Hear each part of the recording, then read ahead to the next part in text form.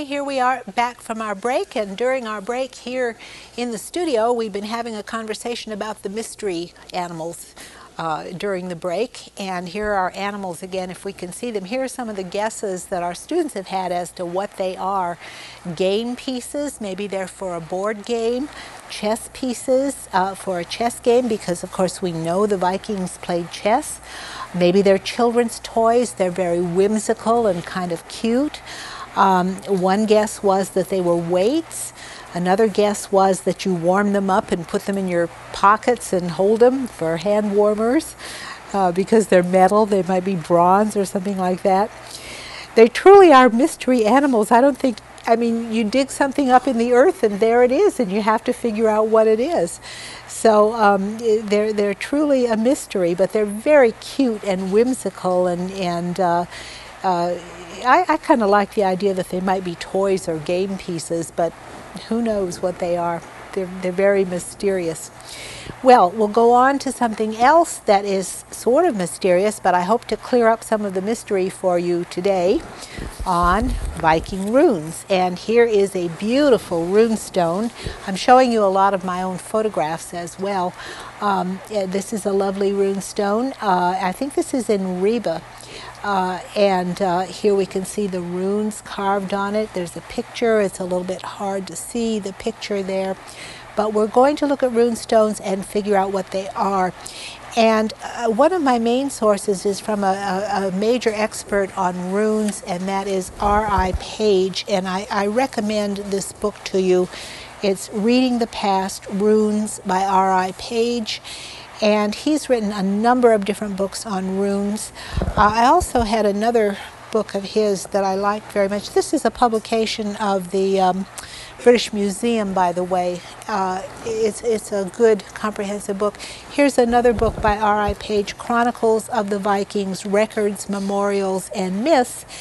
And I was leafing through it and reading some of the parts of it, and of course he starts with runes because he is one of the world's experts on runes, so that's really interesting, I think. So I'm going to give you a lot of R.I. Page's views on runes as we go through what runes are. And runes were the Viking way of writing, okay? And there is a big mystery exactly what runes were for. We know they didn't write sagas in runes. We know they didn't write their poetry in runes. We know, well, they wrote some poetry in runes. I shouldn't say that. They didn't write their laws in runes because they were memorized and they were spoken. So what did they use the runes for? What did they use runes for? Well, that's what we're going to look at today. Runes and runestones. This is lecture 8. The script's history, the history of runes, goes back beyond the beginning of the Middle Ages to the time of Imperial Rome. So it's during the Roman Empire that runes were invented by somebody or by a lot of people working on it together. The German nations were not illiterate, and the Germans include Scandinavia, of course. Some had their own mode of writing, and this is runic writing, or runes. And each letter of this alphabet was called a rune. The earliest extant runes are dated to the 2nd century A.D., so they found them, and the 2nd century A.D. was the golden age of the Roman Empire, so they go back that far in Scandinavia. They're not designed for writing in our sense of the word as writing a huge long story or tract, but they're designed for short messages and short inscriptions, and we'll see some in a moment. Here is a stone axe with very early runes on it. See, runes on the axe that might be the name of the person who owned it. Here is an early runic inscription discovered in 1872 on the side of a cliff or a bluff. So that, like the carvings we saw, the stone carvings on the side of cliffs when we saw those really whimsical animals and boats, they also carved the runes. So they're very, very old. The Old English word ritan means to inscribe or to engrave, not necessarily to write, but to engrave something or inscribe, which would be like to scratch it in, not to write. Old English redan and Old Norse rada can mean many other things. They can mean to interpret, and of course those words mean read, okay? They can mean to interpret, and they're often used as of an inscribed text. Old English rune meant secret or mystery, and from that fact a lot of people have thought that runes were magic symbols, and that's one of the main interpretations of the runes, is that they were used for magic symbols. Well, maybe. R.I. Page doesn't go along with that, and I'll tell you what he thinks they are. It's clear that runic script was designed for inscribing at first on wood, and that would be scratching on wood, and you'd scratch the runes in with a knife.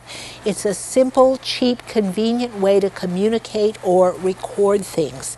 All that was necessary was a knife and a stick of wood.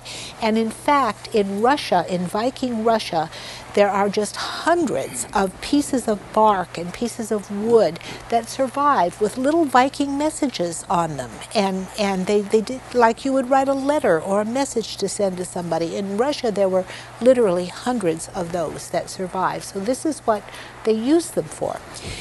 Since runes were designed for incising in wood, the letter forms in their earliest state eschew curves. And that means no curves, straight lines, because you've got a knife and you've got to scratch a straight line with your knife. And so they're all, curves are hard to cut in wood, so the letters were made of vertical strokes, cut at right angles to the grain, and of slanting strokes, which stood distinct from the grain. Okay, here we have some more runes, and these are done in rock, but you can see how they're scratched, straight lines. Some of them are slightly curved, but this is more typical. And here you can see these, I think, are older than these, but they're clearly scratched straight lines, and so, what are we called? Vertical slanting lines. Okay. Horizontal strokes were avoided because if you cut across the grain, it would mar the wood. It would make it shag, sort of. And so most runes had a single vertical of full height, maybe a single vertical like that with a number of sloping arms like that. A small number were of less than full height. Even the earliest examples show there were variations in some letter forms, so that, you know, it varied from place to place. They might make a particular letter different in the East and in the West, in different places in Scandinavia. Thus, it's impossible to give a standard pattern for the Germanic alphabet as it existed in the very beginning of the Germanic period. Now, we're going all the way back to the 2nd century, the Roman Empire, remember. The alphabet had 24 letters arranged in a peculiar order known as the Futhark, or the Futhark, from the first 6 letters. That's what they spelled. Runes in an inscription could be written from left to right, but in early times, sometimes they also wrote it from right to left, which could be a little bit confusing, right? You don't know which order you're writing them in. Or alternate lines could be in opposite direction. In fact, you could write it from right to left, or from left to right, or you could write from right to left and then switch and go from left to right and go back again. And we're going to see some runestones that actually do that, that go in both directions. Alternate lines could be in opposite directions, and individual letters could be reversed at whim. So you might make your letter like this, or you might make the same letter like that if you felt like it that day. Okay? Obviously, you can see the problems of translation of these runes immediately and how hard it's going to be to translate them. But here is the runic alphabet, and this is a wonderful bracteate, it's called.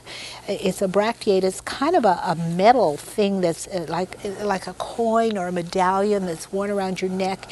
And this is a marvelous discovery. It's the Vadstena bracteate in Sweden with the whole alphabet, the whole runic alphabet on it. So that was a very exciting discovery to see that alphabet.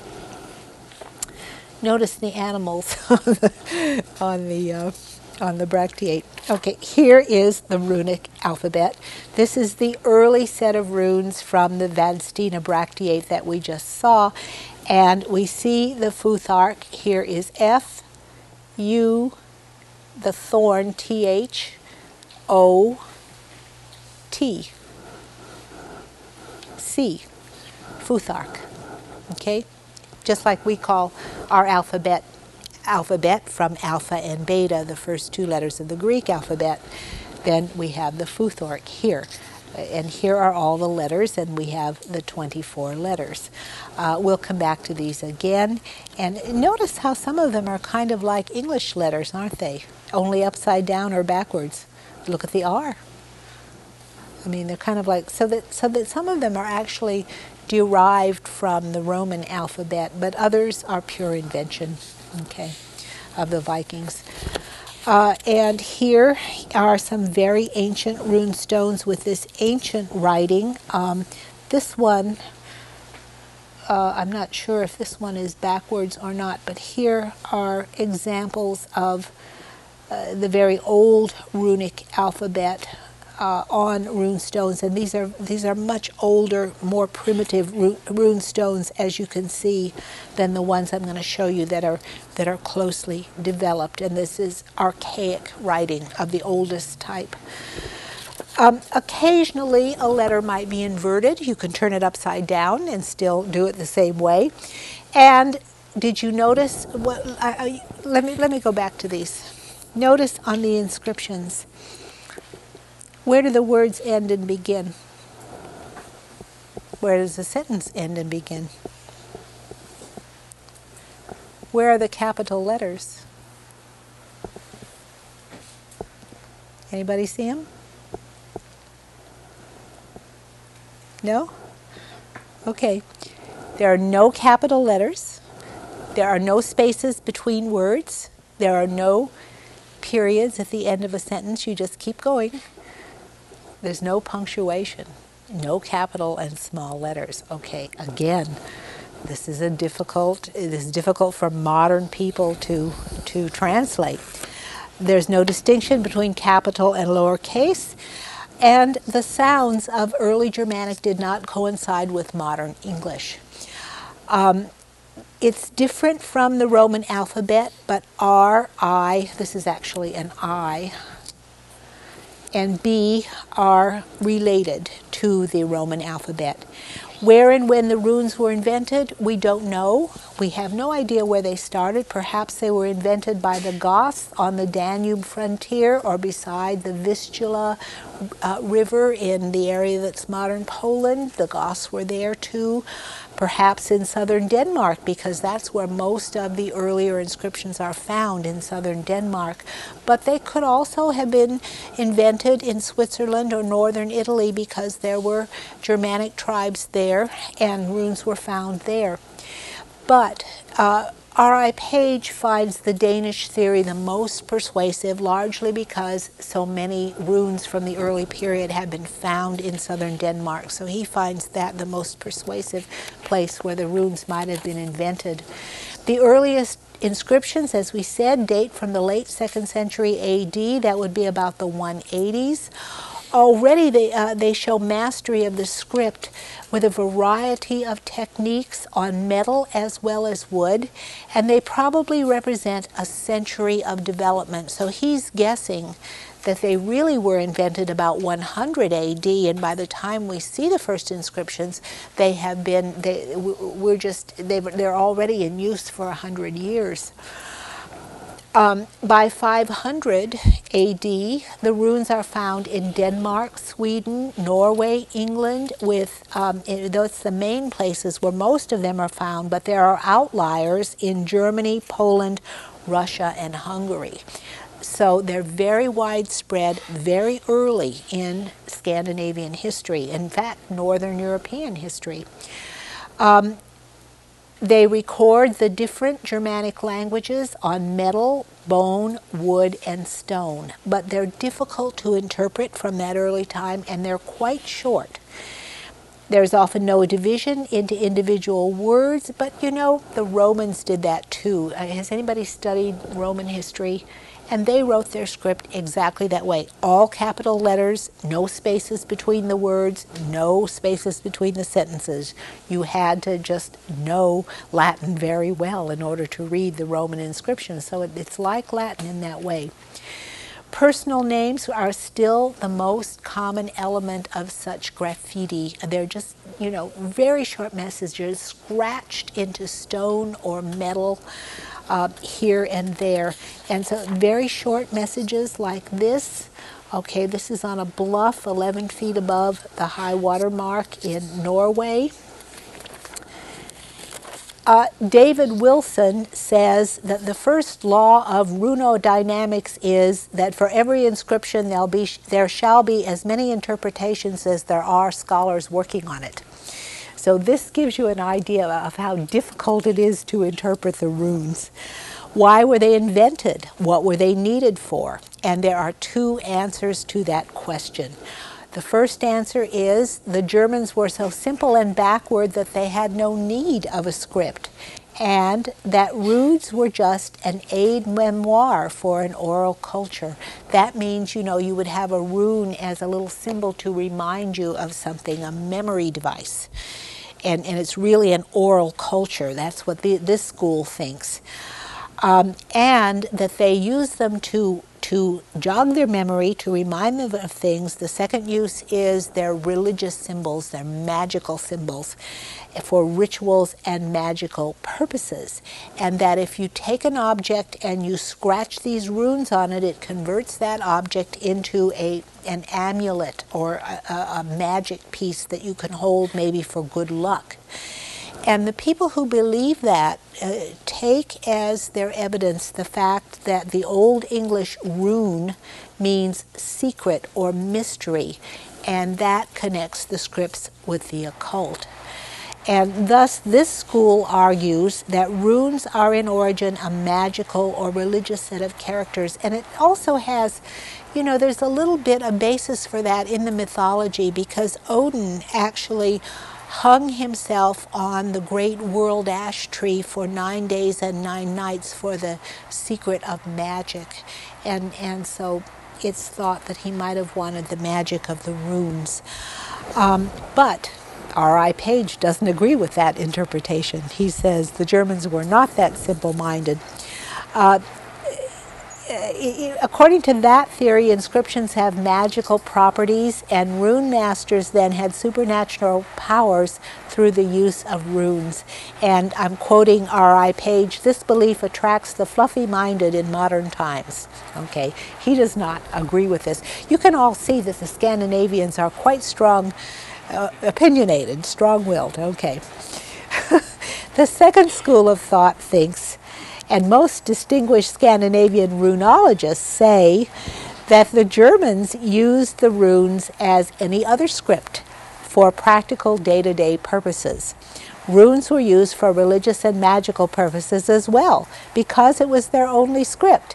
And this school says that it was a script for writing messages and practical record keeping, just as the Latin alphabet and the Greek alphabet was. There survives to modern times only a tiny fragment of the total runic corpus of the early years, but R.I. Page and other Scandinavian runologists believe that they used it just as writing, just as we use writing. The difference is they didn't write literature, but they used it for record keeping, they used it for public inscriptions, they used it for recording laws, for recording legal documents, and there's some evidence for that. For one thing, one of the first law codes was written down in the runic script after they got the concept of using it to write long documents. They really learned that from Christianity, but they did write down the law code in the runic script. And some of the runic inscriptions, as time went on, got longer and longer and longer, and would even tell a story. so there is some evidence for what our RI page claims. Okay, here are the later runes. What happened is that in some places the runic alphabet got longer, and in some places it got shorter.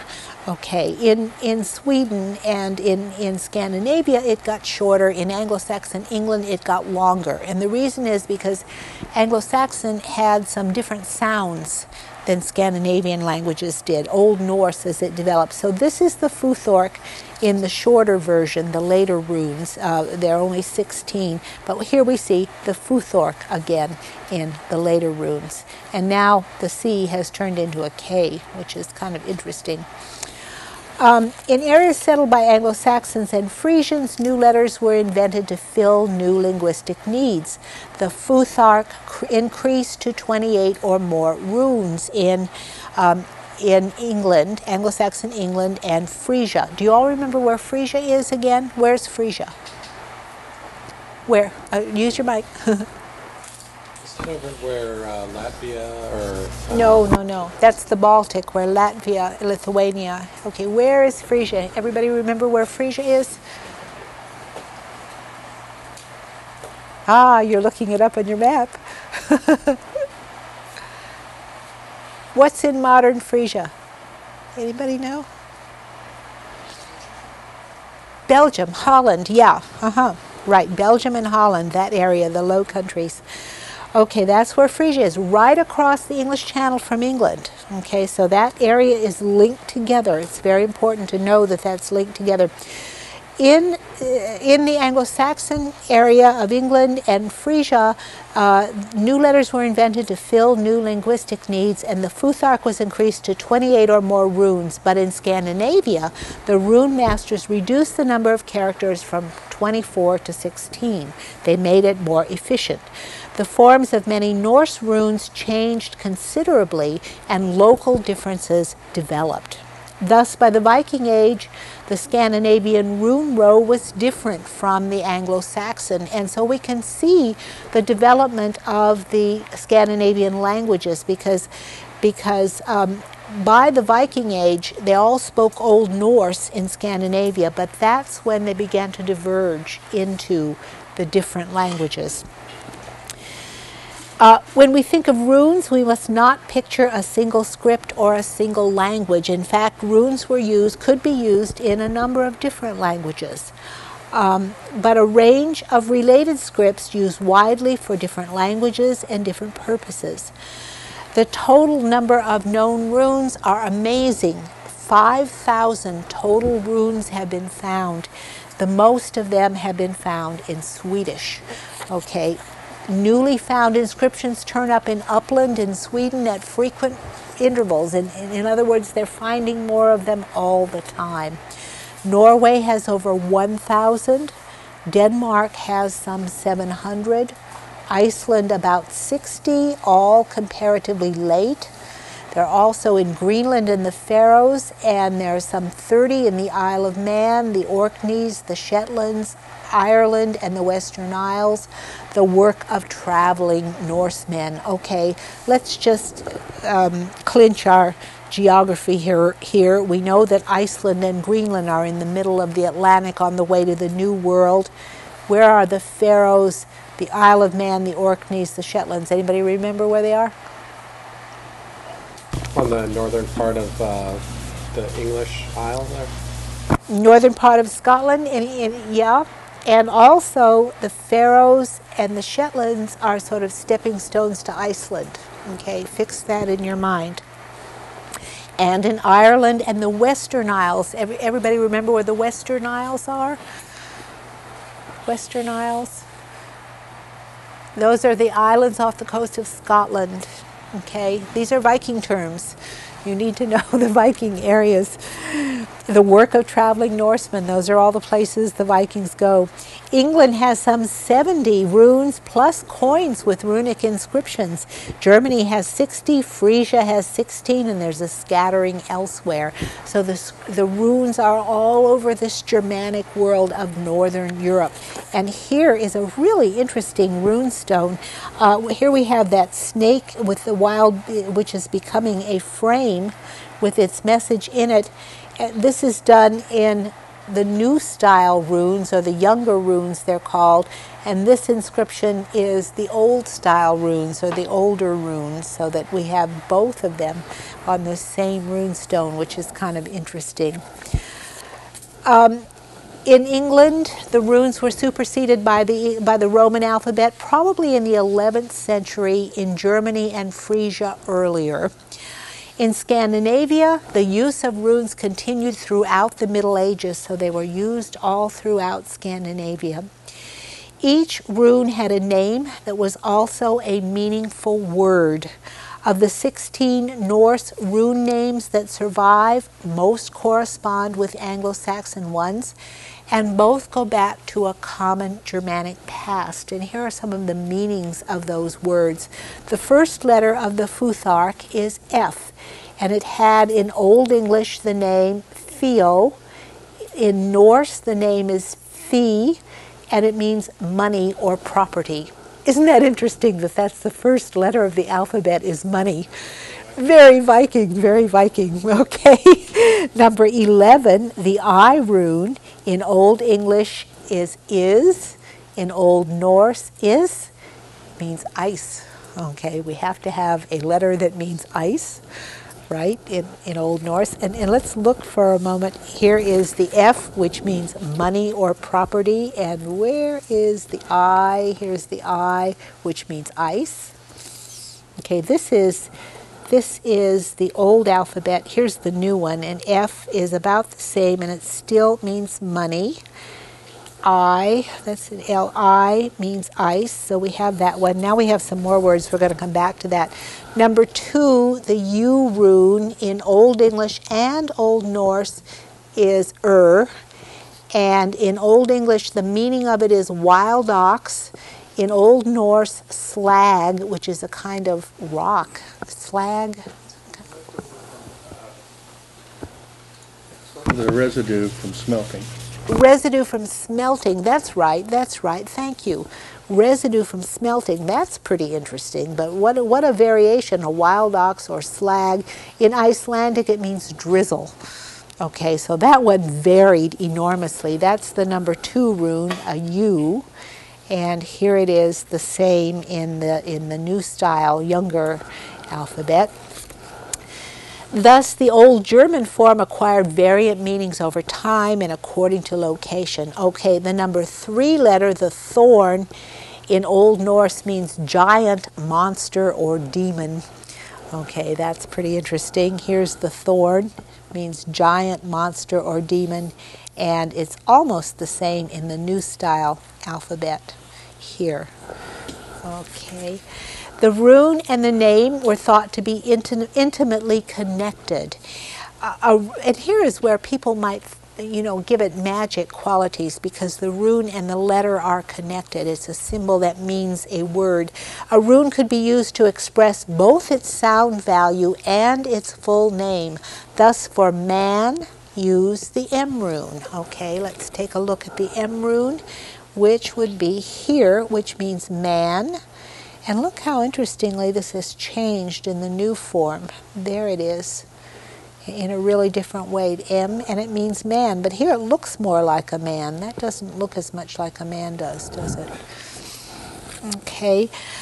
As the initial sound of the rune name changed, so did the phonetic value of the rune. So it could be used both as a symbol for a whole word and for sound. It could be used for either one. In England and Frisia, the rune masters responded to another group of sound changes in a way that makes it easy to identify Anglo-Frisian inscriptions. A subdialect called North Sea German developed that connects England and Frisia. Isn't that interesting? That's really interesting to medievalists. See, Libby, somebody needs to do Frisia, do Flanders. We were talking about that, how important Frisia is, and nobody's worked on it in this very early period.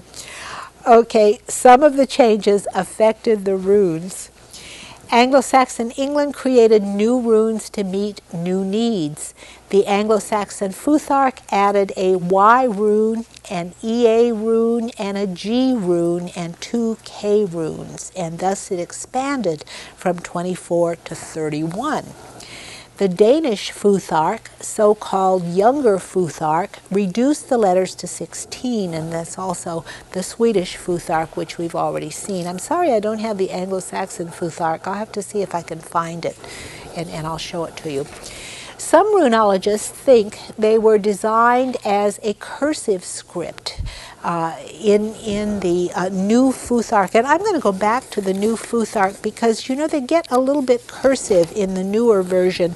If you look here, the Anglo-Saxon version, the old, not the Anglo-Saxon, but the old style runes are strictly straight up and down, and we see just a few curves developing in the younger Futhark. We've got a curve here, we've got a curve here, and so we were getting some variation, so there's a hint they might have developed into a cursive script. I don't have a picture of that either.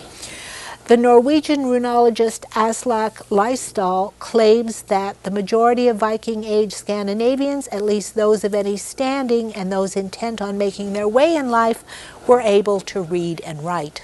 And by reading and writing, he meant they could read and write runes. That's a pretty astounding statement. I mean, for us who think these people are barbarians, I hope we don't think they're barbarians. If they could read and write in runic, they just didn't choose to write their poetry, which was oral, and their sagas, which was oral, until much later. The earliest runic inscriptions, as we said, were in 200 AD, and in the next few centuries they spread far beyond the north, accompanying the Germans on their travels. The 4th century saw runes farther south and southeast, and in the 6th century in Frisia, a gold solidus was minted with a runic legend. Okay, a solidus is a Roman coin, which later on became the English shilling. It is a solidus, but it was the money of the Middle Ages. Everybody used the solidus. And so in Frisia they minted a gold solidus with a runic legend, and also you find runic legends on combs and weaving sleighs and jewelry, and you find it everywhere. Here is a diadem of gold, and inside it is a runic legend. Perhaps it's the name of the owner. Perhaps it says, "Love forever your husband," or your wife, or whatever. An inscription. I don't know what it says, but here it is scratched on the inside of this diadem. Here is a beautiful fibula with wonderful animal heads and interlace all over it, and on the back side of it is a runic inscription, possibly the name of the owner, possibly a magic word that makes the fibula into a magic sort of good luck token, because remember the Vikings, remember from Egil's saga, they were really into luck. Luck was very important to them. So an amulet would make them lucky. Okay. Here is another fibula, a very elaborate fibula that has a very elaborate runic inscription. It's a later inscription. The first one was an archaic one. This is a much later runic inscription, very elaborate. Okay, this was found in Burgundy in France, of Norse origins. Maybe one of the Vikings raiding in France dropped it and they found it there. Actually, I have a book on Normandy where there are a lot of artifacts the Vikings dropped in Normandy. Here is a neck ring of gold with an inscription on it over here. And so you can see the inscription on this neck ring. And so it could be made to mark personal property. It could be make it into a good luck charm. It could, whatever you can think of that they might have done with these letters. I mean, if we had time, we could possibly try to. If we have some time at the end, we might try to trace out the meaning of some of these. Okay. Scandinavia, however, remained the heartland of runic inscriptions. In the 8th century, brooches, gold neck rings, bronze statuettes, bone scrapers, spear shafts, knife handles, objects of everyday life appeared with runic inscriptions all over them. But there were two important developments. Number one was the development of bracteates. They were thin gold discs used as pendants or ornaments or necklaces. And they had magical or rhyming words that sometimes might have been meaningless, but remember, there are as many translations are there as there are translators, according to David Wilson's first rule of runology.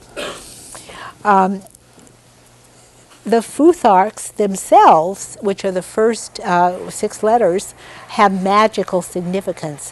One of the writers of a rune on one of these bracteates names himself. I am called Hariuha, the one wise to danger. I give good luck. I, Akar, write. So here is the author identifying himself. This is the name of the bracteate. I am called Hariuha, the one wise to danger. I give good luck. So it's a good luck charm. And the Vikings are very into luck. I mean, luck is so important to them. Here are bracteates, and here are some bracteates that are older and are just pictures with men and beasts. Here we have the entwined serpents again, the serpents facing each other, surrounding as a frame this man and horse. But here are the ones with the runic inscription. Here is a horse, apparently loaded with treasure, probably the horse Rune mentioned in the Volsunga saga, and with a runic inscription around him. And this is the bracteate with a warrior with a spear, a 2-horned animal, and runes found in Zealand, in Denmark. And so we see these good luck charms, that apparently that's what they are. Here again is our bracteate with the runic alphabet, the old runes on it. Okay. But runestones, the second development, the first development was bracteates or good luck charms. The second development is runestones, and these are much more important. The first examples of runestones are of a memorial type, and this means they commemorate someone who's died, or they might commemorate a great deed that somebody has done, or they might commemorate a voyage someone has gone, or the parents of someone. Can you remember any runes we've already seen that were commemorative from the art lecture? Yes, Harold Bluetooth. Harold Bluetooth. And who did he honor with that commemorative stone, the 3-sided stone? His mother and father. His mother and father. His father was Gorm the Old, but it was also an inscription that commemorated a great deed he did, because he said, I am the one who brought Christianity to Denmark. Remember that inscription? So that's a lot of what runes were used for these memorial inscriptions. They were used throughout the Middle Ages, and they provide essential evidence of language and history, political events, and social conditions. And you will see that later on. I'm going to read you a whole bunch of inscriptions that are put on these runes, and you can see what kind of uses are made of them. The earliest of these runestones seem to be Norwegian, and then the Swedish, and the Danes begin at the beginning of the 8th century, around 700 AD. So right just before the beginning of the Viking Age is when they start putting up these runestones to commemorate things. Sometimes they're gravestones with a magical purpose, with names on them. I, Vivar, in memory of Vodarud, guardian of the bread, made these runes. Okay, and guardian, this name guardian is really important. It gives us a lot of social history, because guardian of the bread, in Old English it's hlaford, and laugh means guardian, or laugh guardian, and the modern way to translate that is Lord. So you can see how that sort of morphs into medieval culture, so that we have a Lord. Yeah, question? That could have been some really good bread, though. Must have been some good bread.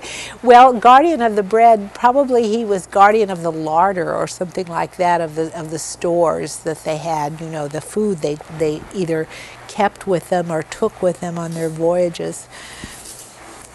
Yeah. The language shows its first changes from Old Norse to Old Danish. At the point when the older Futhark became obsolete. So we see it morphing as they drop some of those letters, and then they develop the shorter, more efficient alphabet. And here is our stone again, where we have the old runic alphabet here, surrounded in a frame by an inscription with the new alphabet. But look at the inscription. It probably goes from right to left, but it goes around in a circle and then it goes the other way, so that you have to follow the snake. You have to be snake-like to read it.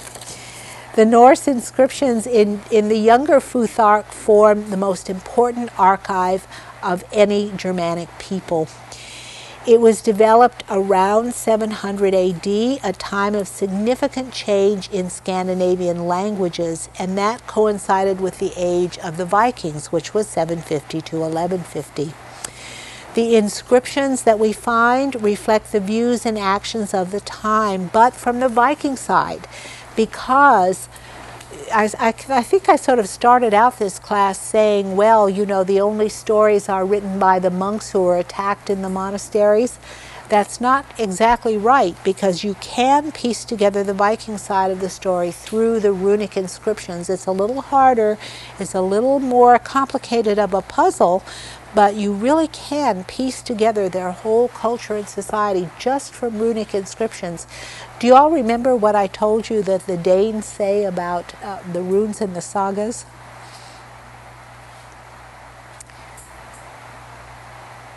When I went to Denmark you don't remember. Okay, the Danes want to pitch off the sagas. They think they're worthless as historical documents, and so they say one rune is worth all the sagas. The Icelanders, on the other hand, because they wrote most of the sagas, want to use the sagas as historical documents. So you have this quarrel, you know, this sort of disagreement. But the Danes think you can put together the whole history with just, excuse me, just with runes.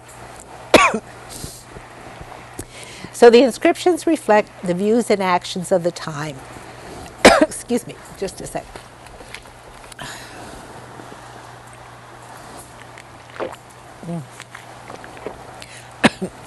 From the Viking side.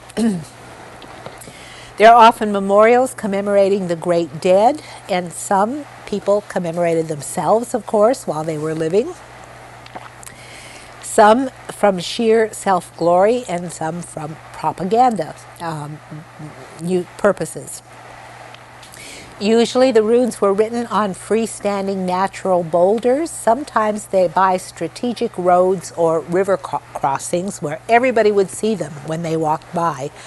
Yeah, billboards, exactly. Great comment, billboards. Or by bridges. Everybody's got to cross the river by the bridge, and there's a runestone there that announces who built this bridge. They may include decoration along the body of a serpentine monster, and often they are colored in bright colors.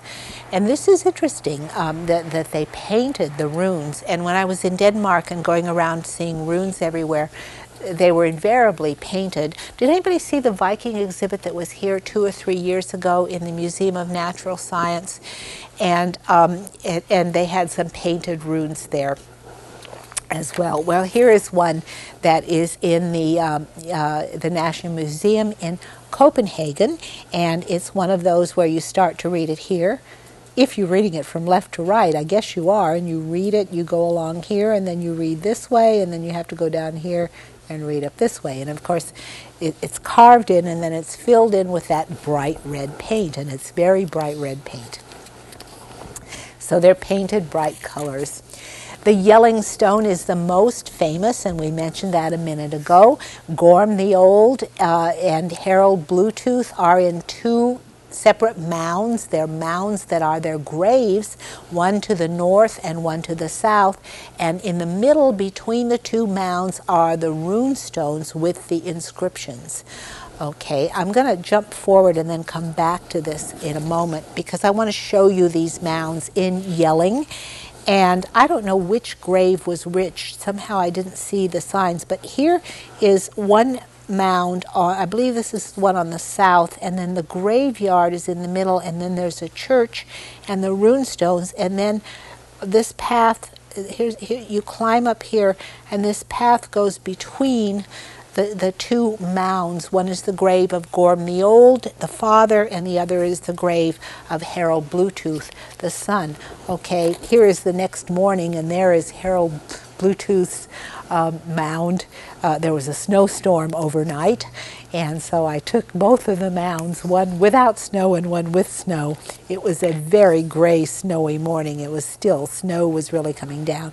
And here is the church right in the middle of the two mounds. One is here, and one is on the other side of this church, right on the other side of this church, and the church is in the middle. And here is the view from the mound on this side, the north side. And I was standing on top of the mound, facing down, taking a picture of the church. And here is that three-cornered, that three-faceted runestone with the lion and the Christ and the inscription on it. And then there's another runestone set right beside it. So this is halfway between the two mounds. Okay, that's where the runes are. And here is, I showed you the inscription, I read you the inscription before, but here is that inscription on the three-sided rune. Okay, now I want to go back and read you another memorial, another rune, a memorial stone from Hallestad in Skane, is in Skane, with a verse inscription recording the valor of Toki Gormson, who was killed in battle at Uppsala. And often these inscriptions will be written in poetry, and they'll be rhymed.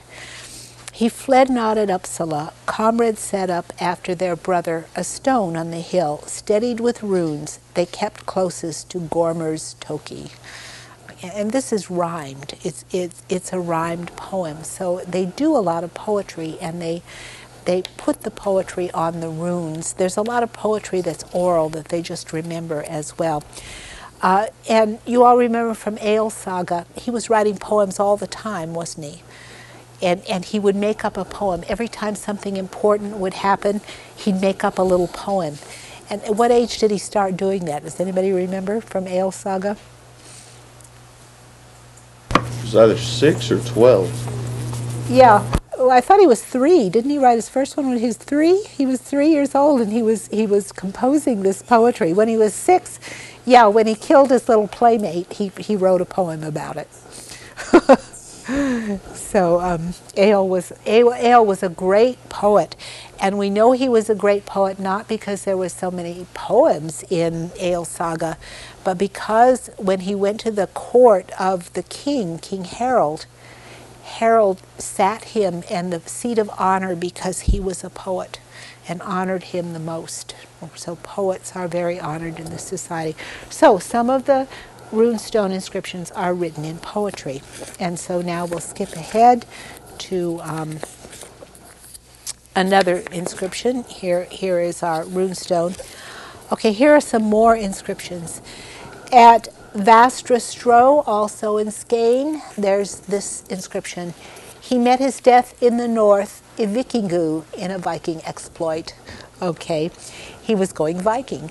And R.I. Page makes the point at this, here in the text, he says, you know, modern historians keep writing about how civilized the Vikings were and how what kind of a society they had and what great artists they were and what games players and how domesticated they were as farmers. And he said, but you know, they really were still warriors and adventurers, and they fought an awful lot. When you read these runestones, it's often about someone who is killed in battle. And here this inscription is, he met his death in the north, a Viking. He went a Viking in a Viking exploit.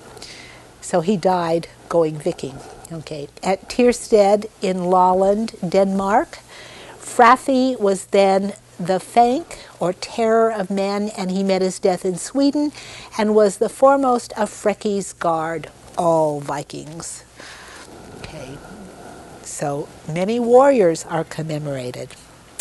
Here is the commemoration of a sea captain or a sailor. Olaf plowed the seas in the east and died in Lombardy. Well, Lombardy is in northern Italy. So if he went to the east, that usually they say Russia. They mean Russia when they say to the east. And here he died in Lombardy, which is in northern Italy of all places. So he went everywhere. Do you see how you can use these maybe as historical sources, and how you can use them to reconstruct society and reconstruct some of the events? You'll see it as we go a little farther in some of the more elaborate one. Here is Guthfer, bold father of his sons. He shared his Danegeld in England and, like a man, attacked cities in Saxland, probably Germany. Okay. Saxland is probably Germany. Danegeld is what? Danegeld is extortion money that was paid to the Vikings not to attack. Okay, the French and the English paid the Viking army off. If they would go away, they got paid a whole bunch of money and they went off. But then, of course, they came back the very next year and got paid off again. But Danegeld was money extorted to pay off the Vikings not to attack. Sorry, I have a typo there that I didn't catch, not to attack. And here is a runestone of perhaps a sailor. It's got this interlace at the bottom, and here is a ship with a crow's nest with a commemoration of a sailor. And this might be Thor's hammer at the top, possibly. Okay.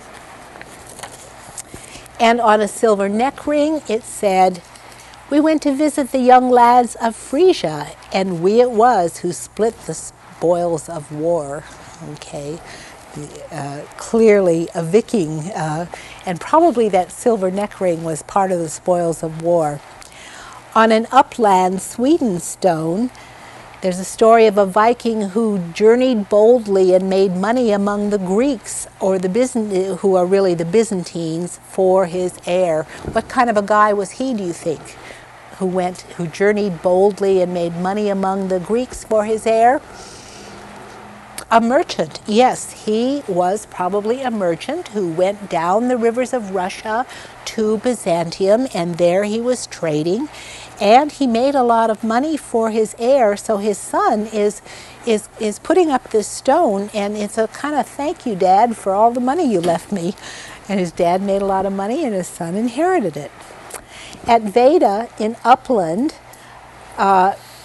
there's an inscription that says, Ehrenmunder brought this estate and made his money in the east in Garthar, the cities. Garthar means the cities, which is comparable to the Russian word grad, designating Russian cities. So here is another merchant who I think I actually have a typo. I think it was bought this estate and made his money in the east in Garthar. So he was trading among the cities of Russia.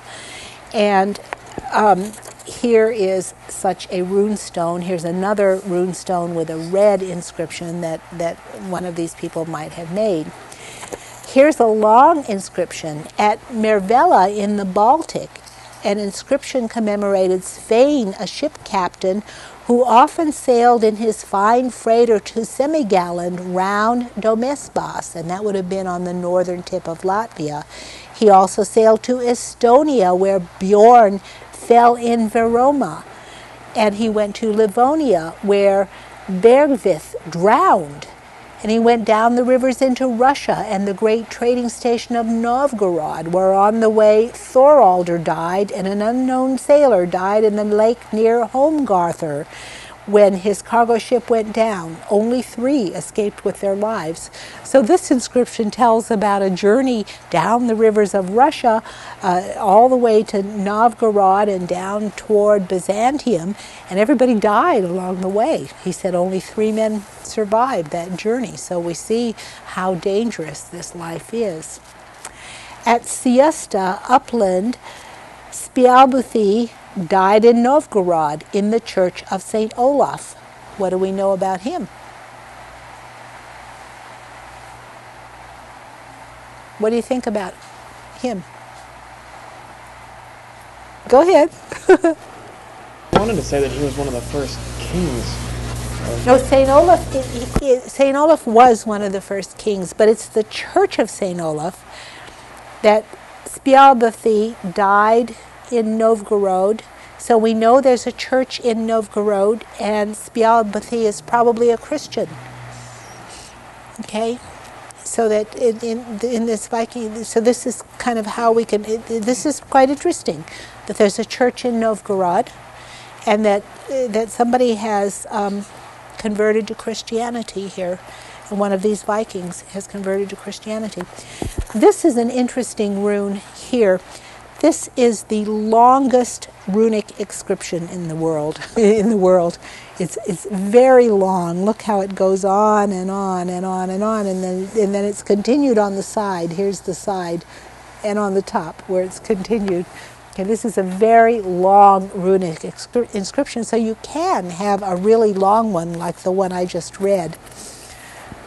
Okay, at Thuringia in Sodermanland, Thorstein, one of a pair of brothers who were, quote, the best of men, both at home and out on active service. Thorstein died in battle, east in Russia, leader of the guard, the best of landsmen. Okay, he died in Russia, but the runestone was in Norway. I think Sodermanland is in Norway. Okay, here's the next inscription. A Griklandi, in Greece, or Byzantium, Ragnavold was captain of the guard. Okay, that's his inscription. At Fjukby, upland, Aki was master of a freighter docking in the harbors of Greece. That would be Byzantium. He died at home. Okay, here's one who survived all those journeys down the rivers of Russia. And all those guys who are going down to Byzantium, well, they made their mark on this lion in Byzantium, this Greek lion. This, of course, is Roman. It's Roman. And here is a Viking inscription on this lion. It's a marble lion with a later runic inscription, 10 feet tall, now in Venice, where it was brought from Greece, the Piraeus, in 1687. Okay, but in Constantinople, they put this mark on their stones. Nearly 30 rune stones in Lake Malar in Sweden describe young men who embarked with Ingvar the far-traveled and did not come back. For example, Tola had this stone set up in memory of her son Haraldur, Ingvar's brother. Like men, they went far to seek gold, and in the east they fed the eagle, died in the south in Sirkland. Okay, Sirkland was the Arab caliphates in the Muslim lands. What does they fed the eagle mean? Does anybody know? Anybody know what they fed the eagle means? They died and the eagles ate them. Yeah, they use very poetic language, and they fed the eagle means that they died, and so the eagles ate them. Thialfi and Holmlog had all these stones set up in memory of Bank, their son. So here's a married couple. Bank, their son, was the sole owner of a ship. He sailed it east with Ingvar's armada. May God help his soul. Okay, apparently he died in sailing east with Ingvar the far-traveled.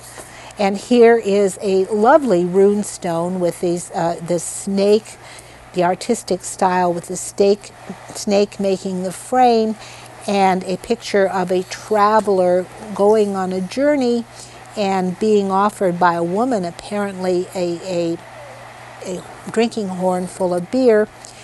And this is the runic inscription. This is in Gotland. And here is the other side showing a Viking ship sailing off. And this might have lost its inscription on this side. Anvitur and Kitty and Kar and Blessy and Diarfer put up this stone in memory of their father Gunlifer. He fell in the east with Ingvar. May God help his soul. Okay, here we have all the children, and I think they're all men. I'm not sure. They could be daughters, but they're all the children who put up the stone in memory of their father who died in the east with Ingvar again. All these people went with Ingvar. Here are some more people who went with Ingvar. Speodi and Halfdan put up this stone in memory of their brother Skarthi. He went from here eastwards with Ingvar. He lies in Sirkland, Eyvinder's son. Okay, Sirkland again is the Arab lands.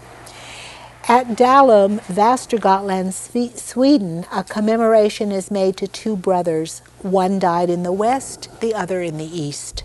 So all of these guys are going a Viking and traveling everywhere. And here is yet another rune stone. This one is kind of interesting. It looks like it sort of curves over this way, but then it's got another one curving this way and this way. So there's sort of interlaced inscriptions here. I thought that was an interesting one. At Higby, Östergötland, Sweden, there is this inscription. Gulli, a man of good family, fathered 5 sons. Asmundr, a valiant fighting man, fell at Firis in Uppsala. Gzur died in the east among the Greeks. Halfdan was killed in Bornholm. Kari died. Dead too is Bui. Okay, Gulli fathered 5 sons and they all died. Probably going a Viking. Eystein of Broby, Uppland, visited Jerusalem and died among the Greeks. Okay, the Greeks had control of Jerusalem at that time, or not. The Muslims could have had control of Jerusalem, but he might have been going on a pilgrimage. He might have been a Christian going on a pilgrimage, or alternatively, he could be a merchant. But he went all the way to Jerusalem, which is a pretty long way to go in the Mediterranean. Eyvinder was incapable of shameful action. He begrudged no food to his dependents or to the poor, and he loathed strife. A good man, he held the faith of the good God. Think he might be a Christian? Maybe he's a Christian. It sounds like, he's saying kind of Christian things there, so it sounds like he might be a Christian. Here is an interesting stone, and this is in Ribe, in the museum at Ribe, and it looks like it's half in runes and half in the Latin alphabet, and there's a cross here, and it says Dominus, which means the Lord. So it looks like it might be one of those transitional rune stones that morphing into the Christian area. But here they're doing a rune stone in the Viking way, but using the Latin alphabet and making it a Christian symbol now. Okay, here's another inscription. At Salna, Uppland, 3 brothers built a bridge in their father's memory. And here's the inscription on it. God help his spirit and soul and forgive him his trespasses and sins. Always will it stand while time lives on. This bridge firmly founded, broad in memory of a good man. Lads made it for their father. No way monument can be made better. Okay. They might be Christians, but if you put it by a bridge, everyone's going to read it. And building a bridge is considered was considered a really good public service. Other runestones commemorate building a hostel for wayfarers in the wild, establishing a thing place where the thing would meet, or other bridges. Women in particular built bridges for some reason. I'm not sure exactly why. And here is our runestone again, showing with the inscription with this wonderful animal interlace and the inscription in the snake's body. Here you can clearly see the snake's head and making a frame again. Here is a very interesting inscription, and let me get your comments on this after I read it. At Hillersjo, Upland, quote, Geirmundur married Geirlaug when she was a virgin. They had a son before Geirmundur drowned. Then the son died. Then she married Guthrikr. Then they had children, but only one daughter lived. This daughter was called Inga.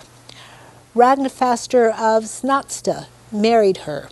Then he died, and his son died also. Inga then received the inheritance after the death of the son. Then she married Erikr. Then she died.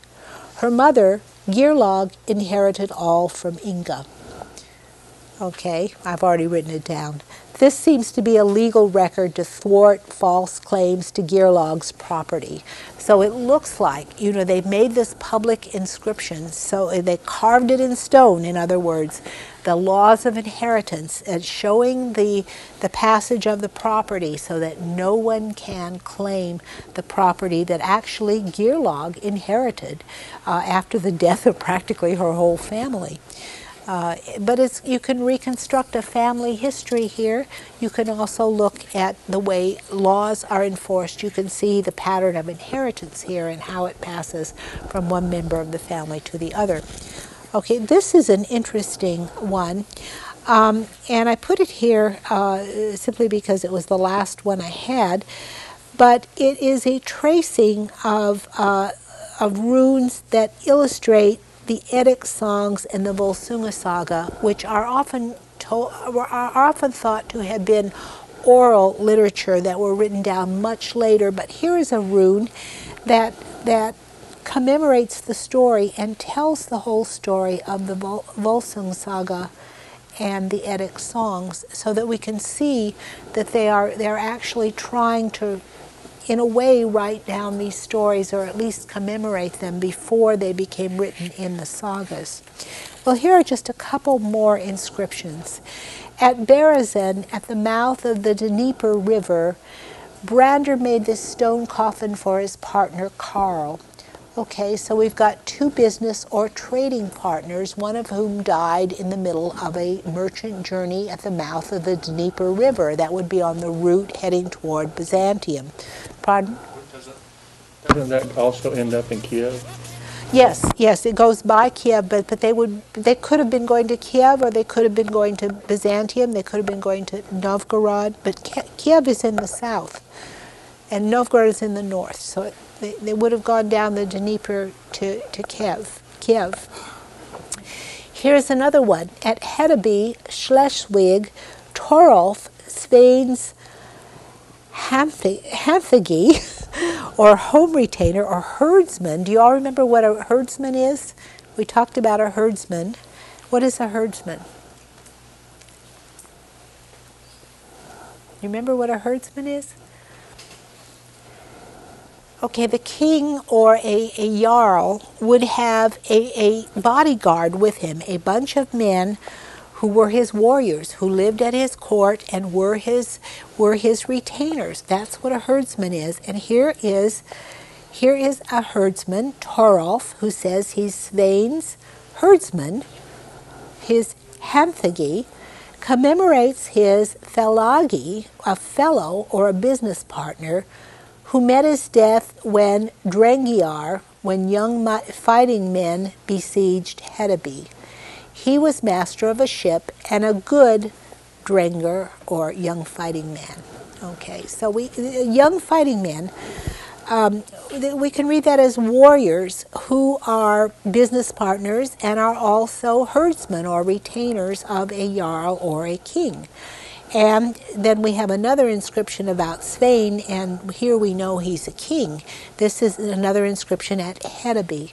King Sweyn set this stone in memory of Skarthi, his Hamthagi. Okay, his Hamthagi is his herdsman, who had traveled in the west and has now met his death at Hedeby. Okay, commemorating his own herdsman or his own retainer. Okay, here is the last of the runes. At Dinna in Uppland in Norway, Gunvor, Thrithrick's daughter, made a bridge in memory of her daughter Astrith. She was the most skillful girl in Hadaland. Okay, so now we have looked at the runes. We've looked at them visually as artistic objects somewhat, and we've also looked at them as historical sources and as describers of Viking society. Well, are the Danes right? Is one rune worth all the sagas? What do you all think? You've read Ale Saga. Any opinions on that? Pressure mic? What? I don't think they give enough of an idea of their day-to-day life. Okay, like the sagas do. Okay, like you don't the way think they meet give each enough? other and join each other for feasts and things like that. You don't see a lot of that on the stones. Okay, you're right. You see in the sagas how they meet each other, how they join each other for feasts, maybe their courtship rituals, and you can't see that in the runes. Good point. Anything else you saw in the sagas that you can't see in the runes? Yeah. It seems that the runes might mark a transition in property rights and property law, though, that several times there they had, the father gives his estate to the son or whatever, whereas earlier, when they were just getting buried with all their belongings, there was no transition in property. Oh, good idea. Yeah, yeah. So that, there are two kinds of property, and in the Middle Ages they distinguished between movable goods and landed property. And so land would be something, of course, you couldn't bury with you, and one would inherit that. But movable goods you could bury, or perhaps you could also will your movable goods. It varied from place to place. And that is preserved in French to this day. What is the word for furniture in French? Libby? It's meuble, and it means movable goods. I might have pronounced it wrong. My French is abominable, but Libby is our French expert. But I mean, the French word for furniture means movable goods, and that's where it comes from. It's medieval. And so there is this distinction. Anything else you can learn from the sagas that you can't learn from the runes? They seem to be like mini histories. Many histories in the sagas? The sagas, no, I'm sorry, the runes. Oh, the runes. Because the sagas were, you can't really rely on they're exaggerated more, and these seem to be more kind of, this is the facts. The sagas more true or the runes more true? Which ones do you think? The runes are more true. The runes are more true. Yeah, I would say the runes might be more likely to be true than the sagas because they're more contemporary. They're written at the exact moment in time when they're commemorating something. And I think that's what the Danes would say, that you can really nail them down, whereas the sagas can go in all kinds of places because they started out as oral literature. Anybody else want to defend the sagas? You want to defend I like the sagas because they show more about how the culture thinks. Okay, yeah, how the culture kind of operates more and the ideas that are guiding that culture, whereas... And the foundations of the cultures. And the foundations of the culture. The runes are very factual, aren't they? Yeah, and he has a comment too. But again, with the runestones, I think I did see once where some of them talked about character in someone's character in a bad way. But they may say that, like their son died bravely or their father died bravely, but they may not actually have done that. Okay, they could be bragging. I agree with him. They have a tendency to be propagandistic. Well, you mentioned they were like billboards by the side of the road or by the bridges, and so they might have that billboard quality of being advertisements, and advertisements are by nature half-truths, aren't they? Any other comments? On whether the runes or the sagas, or can you use both of them? How might you use both of them together, do you think? Yeah. to back up a saga. Use the runes to back up a saga. You know, if the saga says a king did this, and you can look at the rune and say, Yeah. that would, Excellent. You could check the historical accuracy of the sagas. For example, our famous rune by Gorm the Old and Harold Bluetooth in Jelling. And so we can check the sagas that mention Gorm the Old and Harold Bluetooth, and we can cross-check them with the date and the inscriptions on the rune, on that particular one. Yeah. Any other ways you can think of that you might use them both together? Anybody think of any ideas? This might be valuable for your papers.